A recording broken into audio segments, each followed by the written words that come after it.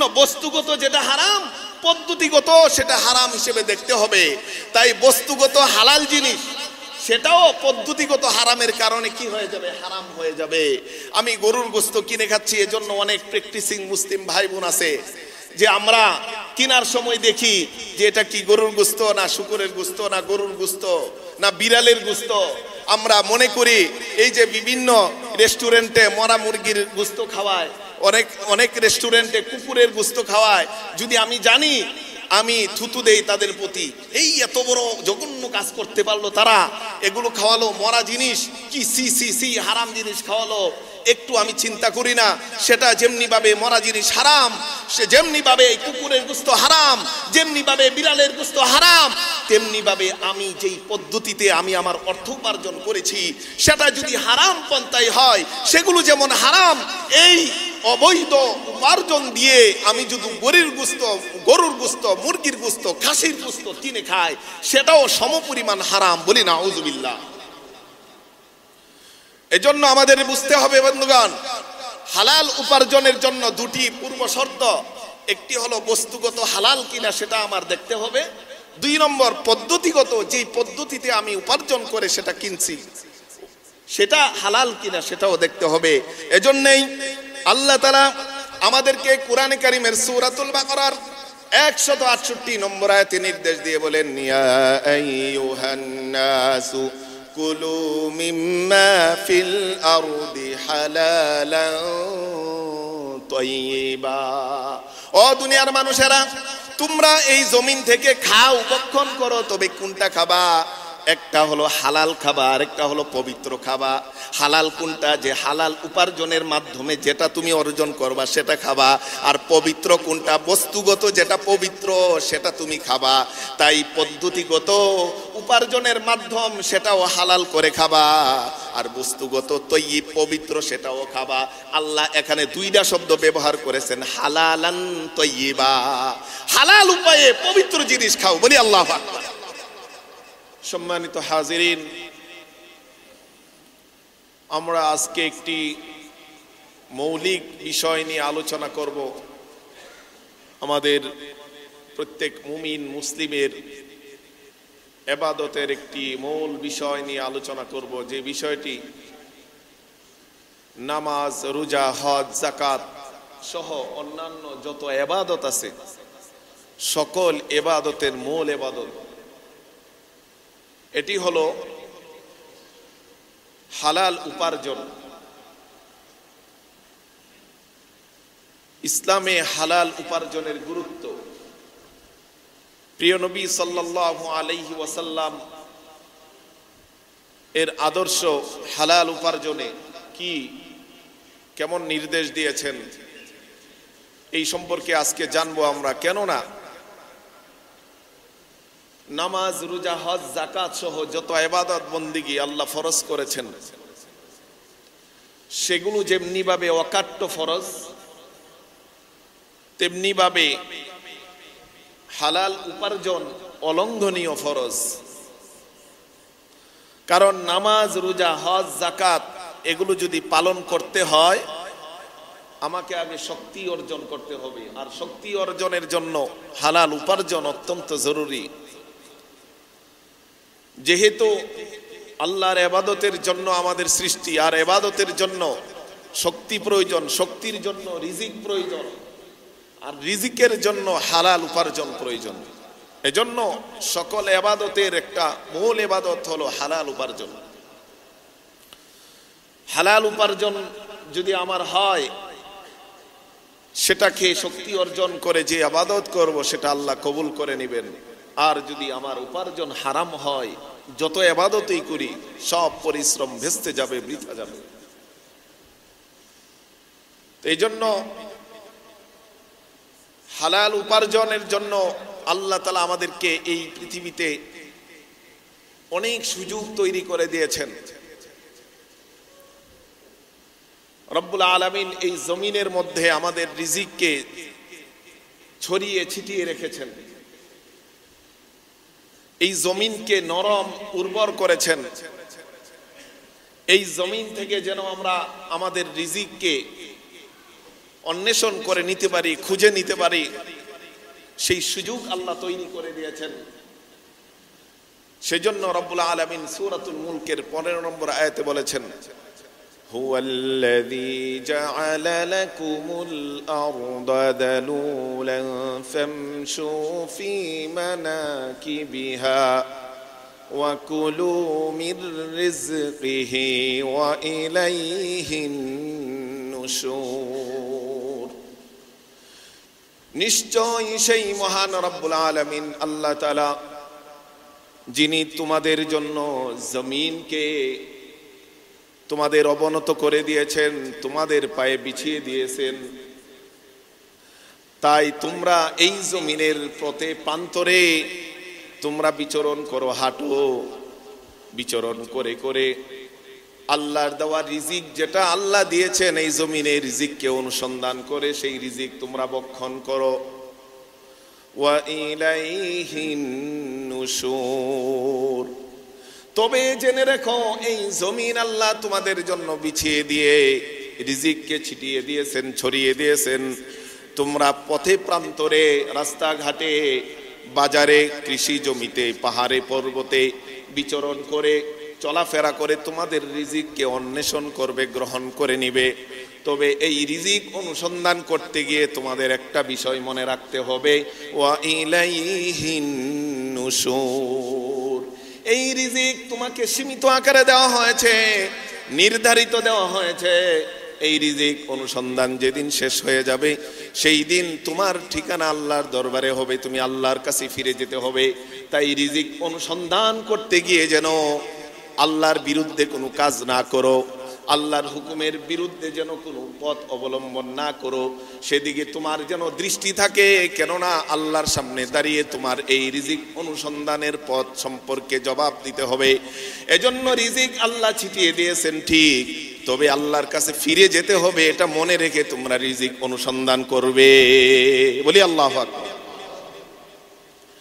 শুধু তাই না, সূরাতুল জুমা এর 10 নম্বর আয়াতে রব্বুল আলামিন বলে দিয়েছেন, ফাইযা কুদিয়াতিস সালাতু ফান্তাশিরু ফিল আরদি ওয়াবতাগু মিন ফাদলিল্লাহ। যখন তোমাদের নামাজ শেষ হয়ে যাবে, জুমার দিনের নামাজের ব্যাপারে এখানে বিশেষভাবে বলা হয়েছে, কারণ জুমার দিনে নামাজের জন্য পূর্ব প্রস্তুতি নিয়ে একটা দীর্ঘ সময়ের জন্য মসজিদে আমরা উপস্থিত হয়। আল্লাহ তাআলা বলেন, এই নামাজ যখন শেষ হয়ে যাবে তখন তোমরা আল্লাহর অনুগ্রহ অনুসন্ধান করার জন্য, রিজিক অনুসন্ধান করার জন্য জমিনে ছড়িয়ে পড়ো। আল্লাহ তোমাদেরকে যেই রিজিক দিয়েছে সেটা তোমরা খুঁজে নাও। ফান্তাশিরু ফিল আরদি ওয়াবতাগু মিন ফাদলিল্লাহ। জমিনে ছড়িয়ে ছিটিয়ে পড়ো আর আল্লাহর যে অনুগ্রহ রিজিক আছে সেটা তোমরা খুঁজে নাও। ওয়াযকুরুল্লাহা কাসীরান লাআল্লাকুম তুফলিহুন। ও বান্দা, জেনে রাখো, নামাজ শেষ করে যখন নাকি তুমি রিজিকের অনুসন্ধানে যাবা, রিজিকের জন্য বেরিয়ে যাবা, একটা কথা মনে রাখো, ওয়াযকুরুল্লাহা কাসীরান। সেই অবস্থায়ও তুমি আমি আল্লাহকে বেশি বেশি স্মরণে রাখবা। কারণ তোমার রিজিকের অনুসন্ধান করতে গিয়ে যদি আমি আল্লাহকে ভুলিয়ে দেই, সেই রিজিকের পথে যাওয়া যাবে না। যেই রিজিক অন্বেষণের পথে আমি আল্লাহর স্মরণ ভুলিয়ে দেয়, আমি আল্লাহর অবাধ্য করে দেয়, সেই পথে তোমাকে রিজিক অনুসন্ধান করা যাবে না। আল্লাহ কোরআনে স্পষ্ট বলে দিয়েছেন, তুমি রিজিক অনুসন্ধান করবে ঠিক, ব্যবসা করো, চাকুরি করো, কৃষিকাজ করো, আর পরিশ্রম করো, শ্রম দাও। যেখানে যাও আমি আল্লাহকে স্মরণে রাখবে, আমি আল্লাহর হুকুমকে তুমি তোমার সামনে রাখবে। আমি আল্লাহকে ভুলে গিয়ে তুমি কোনোদিন রিজিকের সন্ধান করতে যেও না। যদি যাও ক্ষতিগ্রস্ত হবা। আর আমি আল্লাহকে স্মরণে রেখে যদি রিজিকের অনুসন্ধানে বেরিয়ে যাও, আল্লাহ বলেন লাআল্লাকুম তুফলিহুন। আল্লাহ তাআলা এর বিনিময়ে দুনিয়ার যত কল্যাণ আছে, আখিরাতের যত কল্যাণ আছে সব তোমাদেরকে দিয়ে দিবে। বলে সুবহানাল্লাহ। তোমরা সফল কাম হয়ে যাবে, সকল সফলতা তোমাদেরকে দিয়ে দিবে। এজন্যই প্রিয় হাবিব সাল্লাল্লাহু আলাইহি ওয়াসাল্লামকে রাসূলকে আল্লাহ নির্দেশ দিয়ে বলেন, ফাইযা ফারাগতা ফানসাব, ও রাবী ও রাসূল, আপনার যখন দাওয়াতি কাজ শেষ হয়ে যাবে, অল্প কিছু সময় যখন দাওয়াতি কাজের বাইরে পরিবারে পাবেন, সেই সময়টা আপনি অলসভাবে কাটাবেন না। ফানসাব, সেই সময়টা আপনি পরিশ্রম করুন, সেই সময়টা আপনি কাজ করুন। কারণ অলসতা, কর্মহীনতা, এটা ইসলাম কোনোদিন উৎসাহ দেয় না, বরং নিরুৎসাহ করে। ইসলাম বলে তুমি পরিশ্রম করে ইনকাম করবে, হালাল উপার্জন করবে, তারপরে ইবাদত করবে, সেই ইবাদত আল্লাহর কাছে কবুল হয়ে তুমি জান্নাতের অধিকারী হয়ে যাবে। তাই অলসতা, পরিশ্রমহীনতা, অকর্মণ্যতা, সেটা রাসূলে হাবিব সাল্লাল্লাহু আলাইহি ওয়াসাল্লামের ব্যাপারেও নিষেধ বলেছেন। দাওয়াতি কাজ সারাদিন এত কষ্টের কাজ করে যাওয়ার পরেও আপনি যখন একটু অবসর হবেন, পরিশ্রম করেন। বলি আল্লাহু আকবার। রাসূলকে আল্লাহ তাআলা বলেছেন পরিশ্রম করেন। পরিশ্রম সেটা ব্যক্তিগত ইবাদত হোক, পারিবারিক কাজ হোক, সেগুলোতে আপনি পরিশ্রম করেন। এজন্য বুখারী শরীফের 538 নম্বর হাদিস, ওই হাদিসে আসওয়াদ ইবনে ইয়াজিদ, বিখ্যাত তাবিঈ, উনি আয়েশা রাদিয়াল্লাহু তাআলা আনহা কে জিজ্ঞেস করলেন, সাআলতু আয়েশা রাদিয়াল্লাহু তাআলা আনহা মা কানা an-নাবী সাল্লাল্লাহু আলাইহি ওয়াসাল্লাম ইয়াসনাউ ফি বাইতিহি। ও আম্মা জান আয়েশা, আপনি একটু আমাকে বলেন, রাসূল যখন দাওয়াতের কাজ থেকে ফারেগ হয়ে আপনার বাসায় যেতেন, ঘরে যেতেন, তখন ঘরে গিয়ে রাসূল কি করতেন আপনি একটু আমাকে বলেন। আয়েশা রাদিয়াল্লাহু তাআলা আনহা বলেন, রাসূল যখন বাসায় আসতো, কানা ফি মিহনাতি আহলিহি, আই ফি খিদমাতি আহলিহি, সে তার পরিবারের সেবা করত, পরিবারের সব কাজ করে নিত। বলি আল্লাহু আকবার। আরেক riwayate আছে, আয়েশা রাদিয়াল্লাহু তাআলা আনহা বলেন, কানা ইয়াখিতু তাওবাহু ওয়া ইয়াখসিফু নালাহু ওয়া ইয়ামালু মা ইয়ামালুর রিজাল। যে রাসূল যখন বাসায় আসতেন, দাওয়াতি কাজ সেরে ঘরে ঢুকতেন, উনি ওনার কাপড় সেলাই করতেন, উনি ওনার জুতা মেরামত করতেন, জুতা সেলাই করতেন। এবং পুরুষরা, ঘরের মধ্যে অনেক কাজ আছে পুরুষ করতে হয়, যত পুরুষের কাজ আছে সকল কাজ তিনি করে নিতেন। উনি অলস হয়ে বসে সময় কাটাতেন না, বরং প্রিয় নবী সাল্লাল্লাহু আলাইহি ওয়াসাল্লাম ঘরে গিয়েও উনি ওনার ব্যক্তিগত কাজ, উনি ওনার উপার্জনের কাজ, এগুলো করতেন। এজন্যই প্রিয় নবী সাল্লাল্লাহু আলাইহি ওয়াসাল্লাম ঘোষণা দিয়েছেন হাদিসের মধ্যে, বাইহাকি শরীফের 12080 নম্বর হাদিস, প্রিয় নবী সাল্লাল্লাহু আলাইহি ওয়াসাল্লাম বলেন, কাসবুল হালালি ফরিদাতুম বাদাল ফরিদা। নামাজ, রোজা, হজ, যাকাত, এই সমস্ত যেমন ফরজ, এই ফরজের সাথে সাথে হালাল উপার্জনও একজন মুমিন বান্দার জন্য ফরজ। কারণ বান্দা যদি, মুমিন ব্যক্তি যদি হালাল উপার্জন না করে, তাহলে সে ইবাদতের শক্তি পাবে না। উপার্জন যদি না করে, সে যাকাত দিতে পারবে না। উপার্জন যদি না করে, সে হজ করতে পারবে না। উপার্জন যদি না করে, সে দান সদকা করতে পারবে না। এজন্য তার ইবাদত পরিপূর্ণভাবে পালনের জন্য ইসলাম কখনো বলে না যে তুমি অলস হয়ে ঘরে বসে থাকো, বরং ইসলাম বলে তুমি পরিশ্রম করো, পরিশ্রম করে আল্লাহর উপর ভরসা করো, তাওয়াক্কুল করো। তাওয়াক্কুল নয়, তাওয়াক্কুল হলো অলসতা, যে আল্লাহর উপর এমনি বসে থাকা, যে আমার রিজিক তো আছেই। কিন্তু তা না, পাখি কিন্তু ঘরে বসে তাওয়াক্কুল করে না। পাখি সকালে তার বাসা থেকে, খাঁচা থেকে বেরিয়ে যায় রিজিক অনুসন্ধানের জন্য, তারপর আল্লাহ তাআলা সন্ধ্যায় তাকে ভরা পেটে বাসায় ফিরিয়ে দেন। এমনিভাবে আমাদেরকে নির্দেশ দেওয়া হয়েছে আমরা যেন রিজিকের যত পথ আছে, বৈধ পথ আছে, হালাল উপার্জনের পথ আছে, সেগুলো যেন অবলম্বন করে আল্লাহর উপর ভরসা করি, তারপরে আল্লাহ নির্ধারিত রিজিক আমাদেরকে দিয়ে দিবে। এজন্যই প্রিয় নবী সাল্লাল্লাহু আলাইহি ওয়াসাল্লাম বলেন যে নামাজ, রোজা, হজ, যাকাত, এগুলো যেমন ফরজ, হালাল উপার্জনও একটি অন্যতম অলঙ্ঘনীয় ফরজ। এই ফরজ কি করা যাবে না, লঙ্ঘন করা যাবে না।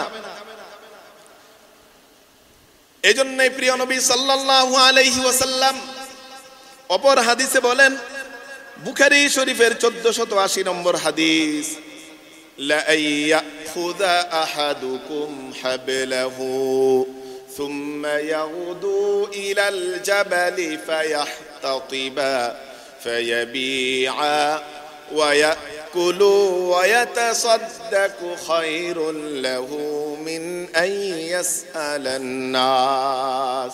বুখারী শরীফের 1480 নম্বর হাদিস, আবু হুরায়রা রাদিয়াল্লাহু তাআলা আনহু থেকে বর্ণিত।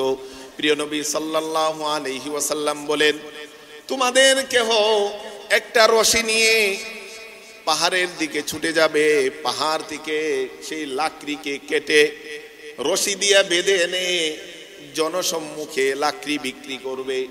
লাকড়ি বিক্রি করে সেখান থেকে সে খাবে, আবার সেখান থেকে কিছু অংশ সে দান করবে।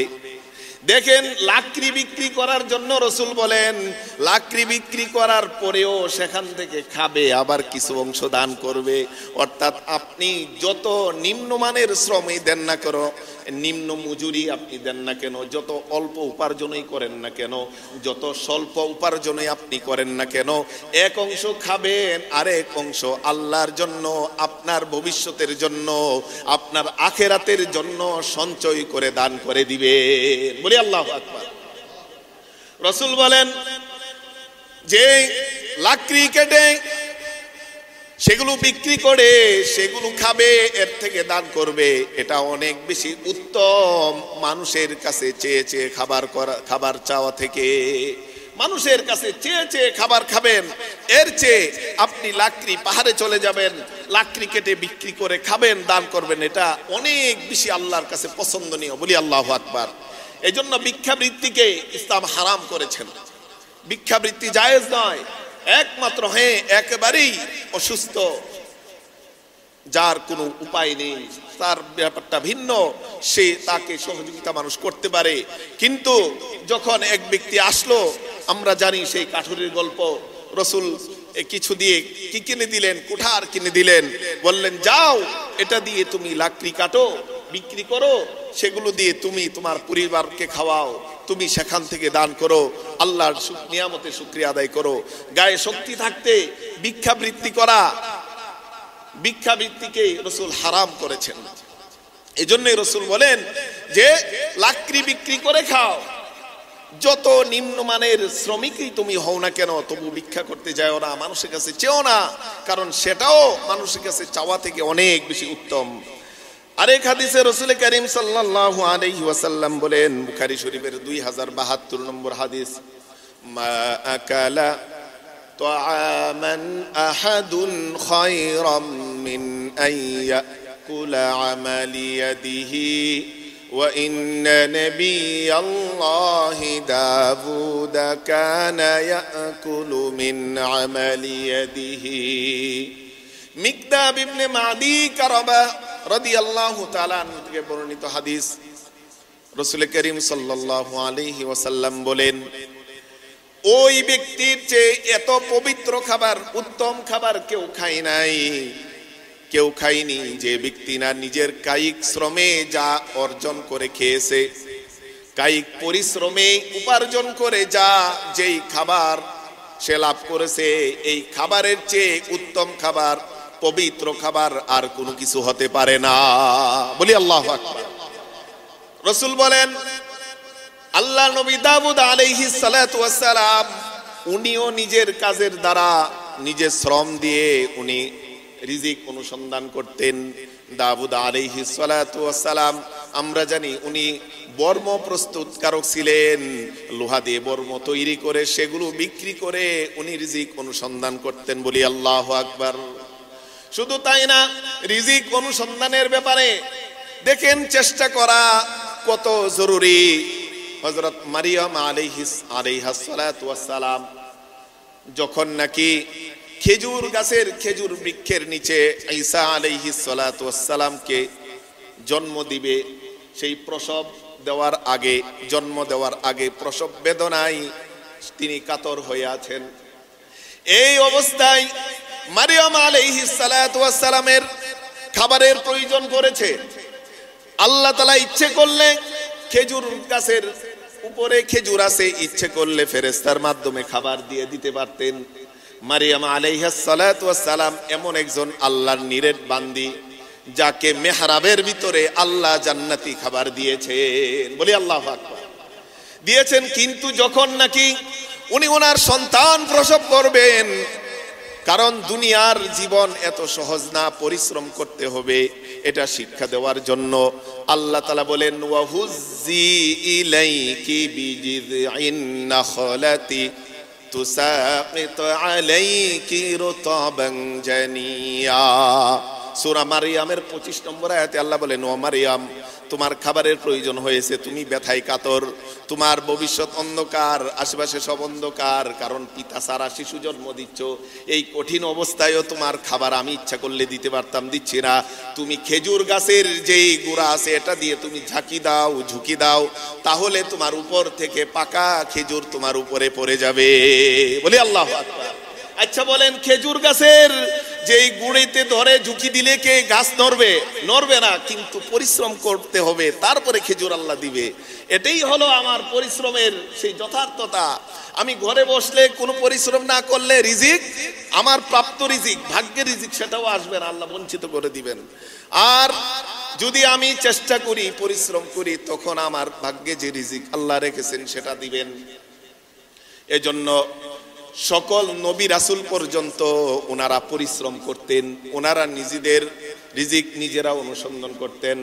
হযরত আদম আলাইহিস সালাতু ওয়াস সালাম উনি কৃষক ছিলেন, হযরত নূহ আলাইহিস সালাতু ওয়াস সালাম কাঠমিস্ত্রি ছিলেন, হযরত ইদ্রিস আলাইহিস সালাতু ওয়াস সালাম দর্জি ছিলেন, সুই সুতার কাজ তিনি এই পৃথিবীতে প্রথম করেন।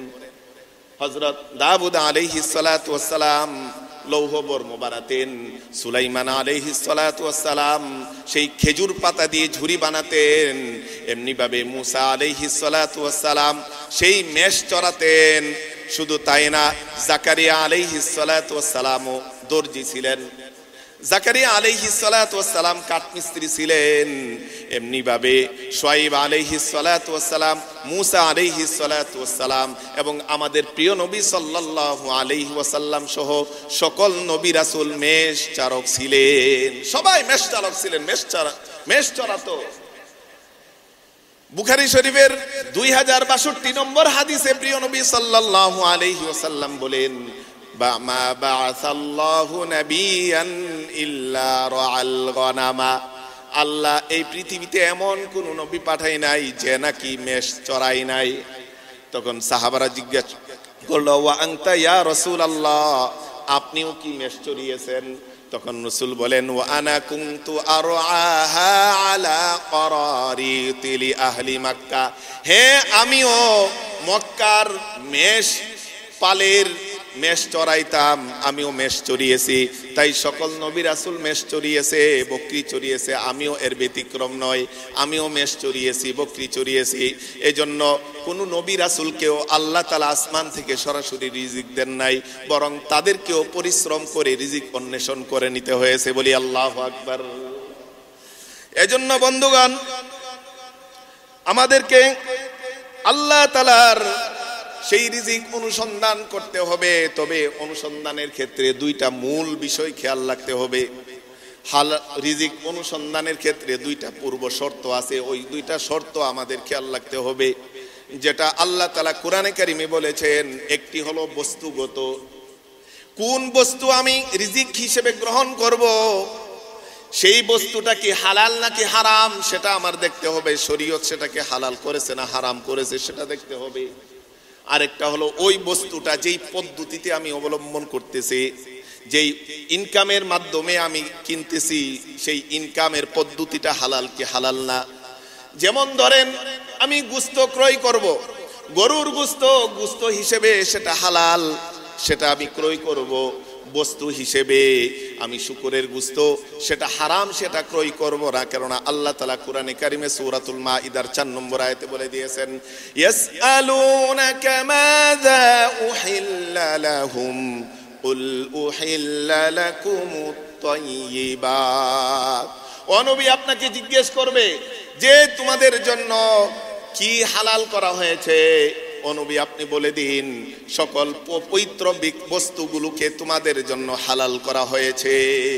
এজন্য শুকরের মাংস অপবিত্র, কুকুরের মাংস অপবিত্র, এজন্য বিভিন্ন প্রাণীর মাংস অপবিত্র, সেগুলোকে হারাম করা হয়েছে। আর যেগুলো পবিত্র আছে সেগুলোকে হালাল করা হয়েছে। এজন্য যেই কোনো রিজিক আমি অনুসন্ধান করার ক্ষেত্রে, খাওয়ার ক্ষেত্রে দুইটা বিষয় খেয়াল রাখতে হবে। একটা হলো বস্তুগত, বস্তুটা কি হালাল না হারাম। তাই বস্তু যদি হালাল হয় সেটা যেমনিভাবে আমি কিনতে পারবো। দুই নম্বর হলো পদ্ধতিগত, অর্থাৎ আমার মাধ্যম, যেই মাধ্যমে আমি সেটা অর্জন করছি সেটা হালাল না হারাম, যেই উৎস থেকে আমি সেটা অর্জন করছি সেটা হালাল না হারাম। সেটাও আল্লাহ তাআলা কোরআনে কারীমের সূরাতুন নিসা 29 নম্বর আয়াতে বলে দিয়েছেন, ওয়ালা তাকুলু আমওয়ালাকুম বাইনাকুম বিল বাতিল। ও মানুষেরা, তোমরা একে অপরের সম্পদকে অন্যায়ভাবে ভক্ষণ করো না, অন্যায়ভাবে গ্রাস করো না। জুলুম করে, দুর্নীতি করে, মানুষকে ধোঁকা দিয়ে, প্রতারণা করে, সুদ ঘুষ বিভিন্ন হারাম পদ্ধতি অবলম্বন করে তোমরা মানুষের সম্পদকে তোমরা গ্রাস করো না। কারণ সেই সম্পদগুলো যদিও হালাল, গরুর গোশত যদিও হালাল, কিন্তু তুমি যদি অন্যায়ভাবে সেই উপার্জন করে, অন্যায় উপার্জন দিয়ে, হারাম উপার্জন দিয়ে হালাল গরুর গোশত কিনো, সেটাও শুকরের গোশতের মতোই হারাম। বস্তুগত যেটা হারাম, পদ্ধতিগত সেটা হারাম হিসেবে দেখতে হবে। তাই বস্তুগত হালাল জিনিস সেটাও পদ্ধতিগত হারামের কারণে কি হয়ে যাবে, হারাম হয়ে যাবে। আমি গরুর গোশত কিনে খাচ্ছি, এজন্য অনেক প্র্যাকটিসিং মুসলিম ভাই বোন আছে যে আমরা কেনার সময় দেখি যে এটা কি গরুর গোশত না শুকরের গোশত না গরুর গোশত না বিড়ালের গোশত। আমরা মনে করি এই যে বিভিন্ন রেস্টুরেন্টে মরা মুরগির গোশত খাওয়ায়, অনেক রেস্টুরেন্টে কুকুরের গোশত খাওয়ায়, যদি আমি জানি আমি থুতু দেই তাদের প্রতি, এই এত বড় জঘন্য কাজ করতে পারলো তারা, এগুলো খাওয়ালো মরা জিনিস, কি সি সি সি হারাম জিনিস খাওয়ালো, একটু আমি চিন্তা করি না সেটা যেমনি ভাবে মরা জিনিস হারাম, সে যেমনি ভাবে কুকুরের গোশত হারাম, যেমনি ভাবে বিড়ালের গোশত হারাম, তেমনি ভাবে আমি যেই পদ্ধতিতে আমি আমার অর্থ উপার্জন করেছি সেটা যদি হারাম পন্থায় হয়, সেগুলো যেমন হারাম, এই অবৈধ উপার্জন দিয়ে আমি যদি গরুর গোশত, মুরগির গোশত, খাসির গোশত কিনে খাই, সেটাও সমপরিমাণ হারাম। বলি না আউযুবিল্লাহ। এজন্য আমাদের বুঝতে হবে বন্ধুগণ, হালাল উপার্জনের জন্য দুটি পূর্ব শর্ত। একটি হলো বস্তুগত হালাল কিনা সেটা আমার দেখতে হবে। দুই নম্বর পদ্ধতিগত, যেই পদ্ধতিতে আমি উপার্জন করে সেটা কিনছি সেটা হালাল কিনা সেটাও দেখতে হবে। উভয়টা যদি হালাল হয় তাইলে সেটা আমার জন্য হারাম, যে কোনো একটা হারাম হইলে সেটা আমার জন্য হারাম। এজন্যই আল্লাহ তাআলা আমাদেরকে কোরআনে কারীমের সূরাতুল বাকারার 168 নম্বর আয়াতে নির্দেশ দিয়ে বলেন, ইয়া আইয়ুহান নাসু কুলু মিম্মা ফিল আরদি হালালান তাইয়্যিবা। ও দুনিয়ার মানুষেরা, তোমরা এই জমিন থেকে খাও, ভক্ষণ করো, তবে কোনটা খাবা? একটা হলো হালাল খাবা, আর একটা হলো পবিত্র খাবা। হালাল কোনটা? যে হালাল উপার্জনের মাধ্যমে যেটা তুমি অর্জন করবা সেটা খাবা। আর পবিত্র কোনটা? বস্তুগত যেটা পবিত্র সেটা তুমি খাবা। তাই পদ্ধতিগত উপার্জনের মাধ্যম সেটাও হালাল করে খাবা, আর বস্তুগত তৈয়ব পবিত্র সেটাও খাবা। আল্লাহ এখানে দুইটা শব্দ ব্যবহার করেছেন, হালালান তৈয়বা। হালাল উপায়ে পবিত্র জিনিস খাও। বলি আল্লাহু আকবার। আল্লাহ স্পষ্ট বলে দিয়েছেন, ওয়ালা তাত্তাবিউ খুতুওয়াতিশ শাইতান। সেই রিজিক অনুসন্ধান করতে গিয়ে, খেতে গিয়ে তোমরা শয়তানের পদাঙ্ক অনুসরণ করো না। হালাল রিজিকের সাথে শয়তানের পদাঙ্ক অনুসরণের কি হলো? শয়তান তো নামাজ থেকে বিরত রাখে, শয়তান তো রোজা থেকে বিরত রাখে, শয়তান তো বিভিন্ন ইবাদত থেকে মানুষকে গাফেল রাখে। তাহলে হালাল খাবারের সাথে শয়তানের কি সম্পর্ক রইল? মুফাসসিরিনে কেরাম বলেন, মুহাদ্দিসিনে কেরাম বলেন, শয়তানের যেই লিডার আছে সে যখন মজমা করে, সে যখন মিটিং করে, সবার সাথে বলে, আচ্ছা তোমরা কে কি করেছো? সবাই যা করেছে, বলে একজন যদি বলে যে আমি আজকে অমুক ব্যক্তির অমুক নামাজি ব্যক্তির পেটে একটু হারাম লুকমা খাওয়াইয়ে দিছি, এই যে কাজ করতে পারলো সেই শয়তানকে সবার সামনে পুরস্কৃত করা হয়। কারণ শয়তান বলে তোমরা নামাজ থেকে বান্দাকে দূরে রাখার দরকার নাই, রোজা থেকে দরকার নাই, বরং তার পেটে যদি একটু হারাম লুকমা প্রবেশ করায় দিতে পারো সেটা এর চেয়ে অনেক বেশি কার্যকরী ট্যাবলেট, কার্যকরী ওষুধ। কারণ এটা যদি করে দাও, নামাজ পড়বে, রোজা রাখবে, কিছুই কবুল হবে না। এজন্য শয়তান মানুষকে নামাজ, রোজা, হজ, যাকাত, ইবাদত থেকে গাফেল রাখার চেয়ে হারাম লুকমা খাওয়ানোর ক্ষেত্রে বেশি সচেতন, বেশি চেষ্টা করে। বলি না আউযুবিল্লাহ। এজন্য আল্লাহ বলেন ওয়ালা তাত্তাবিউ খুতুওয়াতিশ শাইতান, এই হালাল রিজিক অন্বেষণ করতে গিয়ে তোমরা শয়তানের কি করো না, পদাঙ্ক অনুসরণ করো না, শয়তানের অনুসরণ করো না। কারণ শয়তান তোমাদেরকে হারাম রিজিক পেটে ভরিয়ে তোমাদের ইবাদত সব বিনষ্ট করে দিবে। এজন্যই তো প্রিয় নবী সাল্লাল্লাহু আলাইহি ওয়াসাল্লাম আরেক হাদিসে বলে দিয়েছেন, মুসলিম শরীফের 1015 নম্বর হাদিস, আবু হুরায়রা রাদিয়াল্লাহু তাআলা আনহু থেকে বর্ণিত হাদিস। এই হাদিসে রাসূল কারীম সাল্লাল্লাহু আলাইহি ওয়াসাল্লাম বলেন, ইয়া আইয়ুহান নাস, ও মানুষেরা জেনে রাখো, ইন্নাল্লাহা তাইয়্যিবুন ওয়া লা ইয়াকবালুল্লাহা ইল্লা তাইয়্যিবা, নিশ্চয়ই আল্লাহ তাআলা পবিত্র, উনি পবিত্র ছাড়া কোনো কিছু গ্রহণ করেন না। ওয়া ইন্নাহু আমারা বিহিল মুমিনিন কামা আমারা বিহিল মুরসালিন, আল্লাহ তাআলা নবীদেরকে যে আদেশ দিয়েছে মুমিনদেরকেও সেই আদেশ দিয়েছে। আল্লাহ তাআলা সূরাতুল মুমিনুনের 51 নম্বর আয়াতে নবীদেরকে আদেশ দিয়ে বলেন, রাসূলদেরকে আদেশ দিয়ে বলেন, ইয়া আইয়ুহার রুসুলু কুলু মিনাত তাইয়্যিবাতি ওয়া'মালু সালিহা, ও রাসূলগণ আপনারা পবিত্র থেকে ভক্ষণ করুন, পবিত্র খান, আর পবিত্র খেয়ে আপনি নেক আমল করুন। দেখেন রাসূলদেরকে বলেন পবিত্র খান, তারপরে নেক আমল করুন। পবিত্র না খেয়ে যদি নেক আমল করেন, সেই নেক আমল আল্লাহর কাছে কবুল হবে না। রাসূলদের ব্যাপারে আল্লাহ বলেছেন যে আগে কি করেন, পবিত্র খান, ও আমালু সালিহা, এরপরে নেক আমল করেন। তাই অপবিত্র খেয়ে যদি যতই নেক আমল করি বন্ধুগণ, কবুল হবে না। এই আয়াত রাসূল তেলাওয়াত করে বলেন, এটা যেমন রাসূলদেরকে নির্দেশ দিয়েছেন, মুমিন বান্দাদেরকেও আল্লাহ নির্দেশ দিয়ে সূরাতুল বাকারার 172 নম্বর আয়াতে বলেছেন, ইয়া আইয়ুহাল্লাযীনা আমানু কুলু মিন তাইয়্যিবাতি মা রাযাকনাকুম, ও ঈমানদার বান্দাগণ, আল্লাহ তোমাদেরকে যা রিজিক দিয়েছে সেই রিজিক থেকে পবিত্র রিজিক তোমরা খাও, অপবিত্রটা খেও না। কারণ তোমার রিজিক নির্ধারিত, সেটা যদি তুমি বাম হাতে দিয়ে বাড়াও সেটা আসবে, ডান হাত দিলেও সেটা আসবে। তাই বাম হাতে নিও না, ডান হাতে তুমি চেষ্টা করো, তোমার রিজিক অবশ্যই যেটা তোমার প্রাপ্য সেটা তোমার কাছে চলে আসবে। বলি আল্লাহু আকবার। এজন্য আল্লাহ রাসূল বলেন, এই নির্দেশটা যেমনি ভাবে আল্লাহ তাআলা রাসূলদেরকে দিয়েছেন, মুমিনদেরকে দিয়েছেন, হালাল খাও, নেক আমল করো, সেই নেক আমল আল্লাহ কবুল করবেন। এই আয়াতগুলো তেলাওয়াত করে রাসূল এক ব্যক্তির কথা বর্ণনা করেন, সুম্মা যাকারার রাজুলা ইউতিলুস সাফারা, এই এক ব্যক্তির ঘটনা রাসূল বলেন, বলে এক ব্যক্তি অনেক লম্বা সফর করেছে, অনেক লম্বা সফর মরুভূমিতে করে সে ক্লান্ত হয়ে গেছে, তার চুলগুলো এলোমেলো হয়ে গেছে, আশা আকবার, চুলগুলো ধুলি মিশ্রিত হয়ে গেছে, ক্লান্ত শ্রান্ত ধুলাই মিশ্রিত বদনে সে আসমানের দিকে আল্লাহর কাছে দুইটা হাত বাড়িয়ে দিয়েছে। ইয়ামুদ্দু ইয়াদাহু ইলাস সামা, সে আসমানের দিকে দুই হাত বাড়িয়ে দিয়ে বলে, ইয়া রব, ইয়া রব, ও রব, ও আমার প্রতিপালক, ও আমার প্রতিপালক, আমাকে সাহায্য করো। রাসূল বলেন, ওয়া মাতামুহু হারামুন ওয়া মাশরাবুহু হারামুন ওয়া মালবাসুহু হারামুন ওয়া গুযিয়া বিল হারামি ফাআন্না ইউস্তাজাব।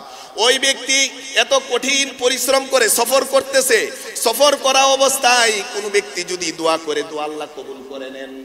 আবার সে ধুলি মিশ্রিত হয়ে আবার চুলগুলো এলোমেলো করে যেমনি ভাবে হজের সময় আল্লাহ তাআলার ডাকে সাড়া দেয়, লাব্বাইক আল্লাহুম্মা লাব্বাইক বলে, এই অবস্থায় আল্লাহকে ডাক দিলে আল্লাহ কবুল করেন। দুইটা অবস্থা। 3 নম্বর, আসমানের দিকে 2 হাত বাড়িয়ে দিয়েছে, হাত বাড়াইলে আল্লাহ কবুল করে দেন। 3 নম্বর, ইয়া রব বলে আল্লাহকে ডাকতেছেন, ও আমার প্রতিপালক প্রতিপালক। এই চারটা গুরুত্বপূর্ণ দোয়া কবুলের শর্ত পূরণ করে সে ডাকতেছে। তবে সে যা খেয়েছে সেটা হারাম, সে যা পান করেছে সেটা হারাম, সে যা পরিধান করেছে সেটা হারাম, তার রক্ত মাংস যেটা গঠিত হয়েছে সেটা হারাম। রসুল বলেন সে যতই চিল্লা চিল্লি করুক না কেন, তার দোয়া আল্লাহ কোনোদিন কবুল করবেন না। বলি নাউজুবিল্লাহ। তাই এত কঠিন পরিশ্রম করেও সে যদি দোয়া করে, তার দোয়া কি হবে না? আল্লাহ তাআলার কাছে পৌঁছবে না। এজন্য রসুল বলেন আরেক হাদিসে, বুখারী শরীফের হাদিস, রসুল বলেন ইয়াতি আলান নাসি জামানুন, এমন একটা সময় আসবে মানুষের কাছে লা ইউমালি মা আখাযাহু আমিনাল হারামি আম মিনাল হালাল। মানুষের কাছে এমন একটা সময় আসবে মানুষ কোনো ভ্রুক্ষেপ করবে না, সে যেই সম্পদ অর্জন করতেছে সেটা কি হালাল উৎস থেকে আসতেছে না হারাম উৎস থেকে আসতেছে, এটা সে ভ্রুক্ষেপ করবে না, এভাবে সে নিয়ে নিবে। রসুল বলেন এই সময় যখন আসবে, এই অবস্থায় যে পতিত হবে, ফাইজাকা লা তুস্তাজাবু দাওয়া, এই অবস্থায় যদি কারো হয়ে যায় তখন তার আর কোনো দোয়া কবুল করা হবে না। বলি নাউজুবিল্লাহ। তখন আর তার কোনো দোয়া কবুল করা হবে না। কারণ বুখারী শরীফের 2083 নম্বর হাদিস, রসুল বলেন যদি মানুষ এদিক থেকে নেই ডানে বামে নিতেই থাকে, সে ভ্রুক্ষেপ করে না কোনটা হালাল কোনটা হারাম, সে যতই দোয়া করুক কান্নাকাটি করুক, তার দোয়া আল্লাহ তাআলা কবুল করবেন না। এজন্য প্রিয় নবী সাল্লাল্লাহু আলাইহি ওয়াসাল্লাম আরেক হাদিস বলেন, আবু সাঈদ খুদরি রাদিয়াল্লাহু তাআলা আনহু থেকে বর্ণিত, তিরমিজি শরীফের 2520 নম্বর হাদিস, রসুল বলেন মান আকালা তাইয়িবান ওয়া আমিলা ফি সুন্নাতিন ওয়া আমিনান নাসু বাওয়াইকাহু দাখালাল জান্নাহ। 3টি গুণের অধিকারী যে হবে সে জান্নাতে যাবে। 1 নম্বর হলো সে পবিত্র খাবে, হালাল খাবে। 2 নম্বর হবে সুন্নতের উপরে সে জীবন গড়বে, সুন্নত অনুযায়ী তার জীবন পরিচালনা করবে। 3 নম্বর হলো মানুষ তার বিপদ থেকে হেফাজত করবে, মানুষ তার কষ্ট দেওয়া থেকে নিরাপদ থাকবে, মানুষকে কষ্ট দিবে না। হালাল খাবে, সুন্নত পালন করবে, মানুষকে কষ্ট দিবে না। রসুল বলেন এই 3টা গুণ যদি অর্জন কেউ করতে পারে, সে বিনা হিসেবে জান্নাতে চলে যাবে। বলি আল্লাহু আকবার। এই জন্য রসুল বলেন যদি কোনো শরীরের কোনো একটা রক্ত মাংসের টুকরা যদি হারাম দ্বারা লালিত পালিত হয়, বেড়ে উঠে, তাজা হয়, সেই গোশতের টুকরাটা জান্নাতে যাবে না। কাব ইবনে উজরা রাদিয়াল্লাহু তাআলা আনহুকে রসুল নির্দেশ দিয়ে বলেন ইয়া কাব ইবনে উজরা, তিরমিজি শরীফের হাদিস, রসুল বলেন ইয়া কাব ইবনে উজরা ইন্নাহু লা ইয়ারবু লাহমুন মিন সুহতিন ইল্লা আন্নারু আউলা বিহি। ও কাব ইবনে উজরা, মনে রেখো তোমার শরীরের এক টুকরা গোশত যদি সেই হারাম থেকে ভক্ষণ করার কারণে বেড়ে উঠে, তাহলে ওটার ঠিকানা জান্নাত হবে না, ওই গোশতের টুকরার ঠিকানাটা জাহান্নাম হয়ে যাবে। গোশতের টুকরা ঠিকানা জাহান্নাম হয়ে যাবে না, আমি জাহান্নামী হয়ে যাব। বলি নাউজুবিল্লাহ। এজন্য যেই শরীরে হারামের অংশ থাকবে সেই শরীর কি করবে না? জান্নাতে যাবে না। এজন্য রাসূল করিম সাল্লাল্লাহু আলাইহি ওয়াসাল্লাম যখন ঘরে ঢুকতেন, বুখারী শরীফের আরেক হাদিস, যখন বিছানায় কোনো খেজুর দেখতেন, খেজুর তো হালাল খাবার, রসুল হাতে নিতেন খাওয়ার জন্য। হঠাৎ করে মনে করতেন এটা কি হালাল না হারাম সেটা তো আমি জানি না, রসুল ছুঁড়ে ফেলে দিতেন। বলি আল্লাহু আকবার। কারণ জানতেন না এটা কি কেউ সাদাকা দিছে না কিভাবে সেটা আসছে, সেটা রসুল জানতেন না। না জেনে কোনোদিন রসুল সেই খেজুর ভক্ষণ করতেন না। শুধু তাই না, সাহাবায়ে কেরামদের অনেক ইতিহাস আছে। আবু বকর রাদিয়াল্লাহু তাআলা আনহু, উনার এক গোলাম ছিল, এই গোলামকে সে শর্তের বিনিময়ে আজাদ করেছে যে আস্তে আস্তে সে কিছু টাকা দিবে, সে আজাদ হয়ে যাবে।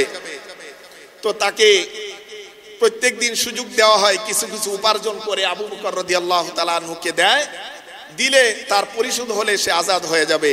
কিন্তু তার যে টাকা পাওনা যেটা দেওয়ার কথা সেটা আনার পরে আবু বকর রাদিয়াল্লাহু তাআলা আনহু প্রত্যেক দিন জিজ্ঞেস করতেন যে তুমি কি উপায়ে সেটা উপার্জন করেছো, কোন উৎস থেকে তুমি উপার্জন করেছো, তুমি কি শ্রম দেওয়ার মাধ্যমে উপার্জন করেছো না অন্য কোনো কাজে। যদি অন্য কোনো উপায়ে উপার্জন করে থাকে সেটা নিতেন না, আর যদি হালাল উপায়ে সে উপার্জন করে থাকে সেটা নিতেন। একদিন ওই গোলাম কিছু খাবার নিয়ে আসলো, আবু বকর রাদিয়াল্লাহু তাআলা আনহুকে বলল যে আবু বকর আপনি একটু এখান থেকে খান। উনি না জিজ্ঞেস করে খেয়ে নিলেন এক লুকমা। খাওয়ার পরে জিজ্ঞেস করতেছেন এই খাবার কিভাবে এনেছো, কোত্থেকে এনেছো? তখন ওই গোলাম বলল যে এই খাবার আমি গণনা করতাম, আমি গণনা ভালো করে করতে পারি না, রাশি গণনা, তো রাশি গণনা করে উপার্জন করা সেটা হারাম। বলে এই রাশি গণনা করে তুমি যেই খাবার নিয়ে আসছো সেটা আমাকে খেয়েছো, সেটা আমাকে হারাম খাওয়াইছো। তোমার এত বড় স্পর্ধা। সাথে সাথে মুখে আঙ্গুল দিলেন, বের হচ্ছে না, বেশি করে পানি পান করলেন। পানি খেয়ে মুখে আঙ্গুল দিয়ে সেই রোজা রাখা অবস্থায় ইফতার করেছিলেন সেই খাবার দিয়ে সেই রোজার পরে পানি খাবার সহ সব কিছু ভূমি করে বের করে দিলেন। বলি আল্লাহু আকবার। শুধু তাই না, আবু বকর রাদিয়াল্লাহু তাআলা আনহু বলেন যদি এই খাবার বের করতে গিয়ে আমার জীবন যদি নাশ হয়ে যেত, বিনাশ হয়ে যেত, জীবন চলে যেত, তাও আমি এই খাবার বের করতাম। আমি চাই না এক লুকমা খাবার আমার ভিতরে হারাম যাবে। কেমন সতর্ক ছিলেন সেই সাহাবায়ে কেরাম। শুধু তাই না, সাহাবাদের পরে যদি আমরা দেখি তাবিঈ আব্দুল্লাহ ইবনে মুবারক, ওনার পিতা মুবারক আব্দুল্লাহ ইবনে মুবারক, যিনি ছিলেন এই জগৎ বিখ্যাত একজন আলেম, হাদিস বিশারদ, ফকিহ। ওনার পিতা উনি ছিলেন তাবিঈ। তো উনি কোন এক মালিকের চাকর ছিলেন, গোলাম ছিলেন। সেই গোলাম একদিন আজাদ করে দেওয়া হলো। আজাদ করে দেওয়ার পর উনি বলল যে আপনার বাগানে আমি পারিশ্রমিক হিসেবে কাজ করতে চাই। তো ওই মনিব তাকে নির্ধারিত টাকার মাধ্যমে, মাসিক বিনিময়ের মাধ্যমে বাগানে চাকর হিসেবে রেখেছে। তো বাগানে এসে কাজ করে, পরিচর্যা করে, আনারের বাগান, ডালিমের বাগান। তো একদিন ওই মালিক কি করেছে, তার কিছু বন্ধু বান্ধব নিয়ে সেই বাগানে গিয়ে বলে, ও আব্দুল্লাহ, ও মুবারক, আব্দুল্লাহর পিতা মুবারক, তুমি কোথায়, এদিকে আসো, আমার বন্ধু বান্ধবদেরকে নিয়ে এসেছি। বাগানের সবচেয়ে ভালো ফল যেটা মিষ্ট ফল, মিষ্ট আনার, মিষ্ট ডালিম, সেটা তুমি একটু নিয়ে আসো, আমরা খাবো।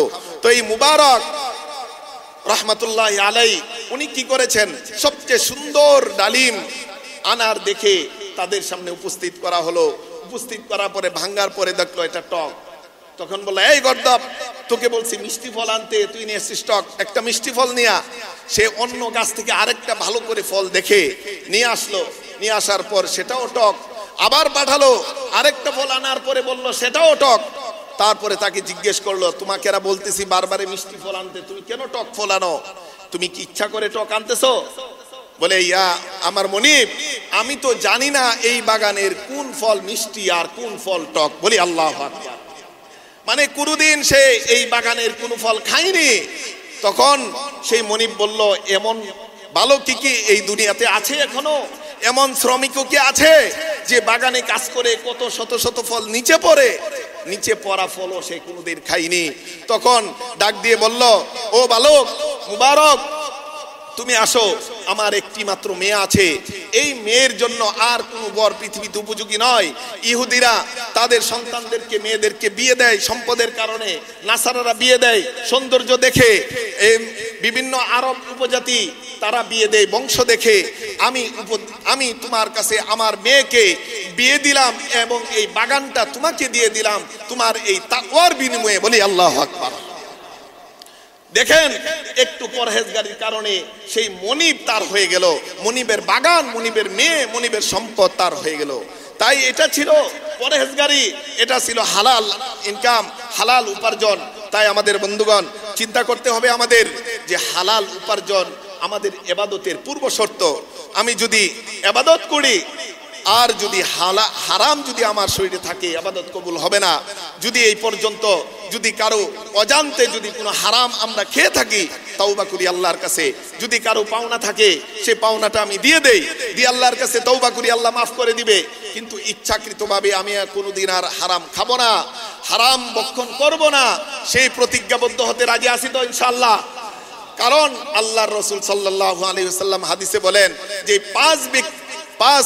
পাঁচটি প্রশ্নের উত্তর না দিয়ে কোনো ব্যক্তি কিয়ামতের দিন একটা পাও নাড়াতে পারবে না। প্রথম প্রশ্ন হলো তার জীবন সম্পর্কে প্রশ্ন করা হবে, তার যৌবন সম্পর্কে প্রশ্ন করা হবে। 3 নম্বর প্রশ্ন, সে কোন উৎস থেকে সম্পদ উপার্জন করেছে সেটা প্রশ্ন করা হবে। 4 নম্বর, কোন উৎসে সে সম্পদ ব্যয় করেছে সেটাও তাকে প্রশ্ন করা হবে। 5 নম্বর, সে যা জানতো সে অনুযায়ী কতটুকু আমল করেছে সেটাও প্রশ্ন করা হবে। তাই আজকে আমাদের কমপক্ষে সবগুলো প্রশ্নের উত্তর আমরা পেয়ে যাব। আমার জীবন নিয়ে প্রশ্ন করা হবে, সেটাও আমার উত্তর দিতে পারবো। যুবক ভাইরা আছে, যৌবন নিয়ে প্রশ্ন করা হবে, তাই আমরা যৌবন নিয়ে সতর্ক হয়ে যাই। আমাদের সম্পদের উৎস, ইনকামের উৎস, সেটা নিয়ে প্রশ্ন করা হবে, আমরা সেটাতে সতর্ক হয়। এমনি ভাবে আমরা কোথায় ব্যয় করব, এই ব্যয় আল্লাহর ঘর মসজিদে আল্লাহর রাস্তায় ব্যয় করব, হালাল উপায়ে ব্যয় করব, সেটাও প্রশ্ন করবে। এবং আজকে আমরা জানলাম যে হারাম উপায়ে কি করা যাবে না, উপার্জন করা যাবে না, এই এলেম অনুযায়ী, এই জ্ঞান অনুযায়ী আমি কতটুকু আমল করলাম সেটাও আমাকে জিজ্ঞেস করা হবে। তাই এই 5টি প্রশ্নের উত্তর যেন কিয়ামতের দিন আমি দিতে পারি, আল্লাহ তাআলা আমাদের সকলের জন্য সহজ করে দিন। সকলে বলে আমিন। আমরা কারা কারা হালাল উপার্জন, হালাল ভাবে উপার্জন করব এবং হালাল পথে ব্যয় করব, একটু হাত তুলে দেখায়। আল্লাহ আমাদের সকলকে হালাল উপার্জনের সব পথ উন্মুক্ত করে দিন, হারাম উপার্জনের পথ সব বন্ধ করে দিন এবং আমাদের সকলের রিজিকে অফুরন্ত বারাকা দান করে দিন। সকলে বলে আমিন।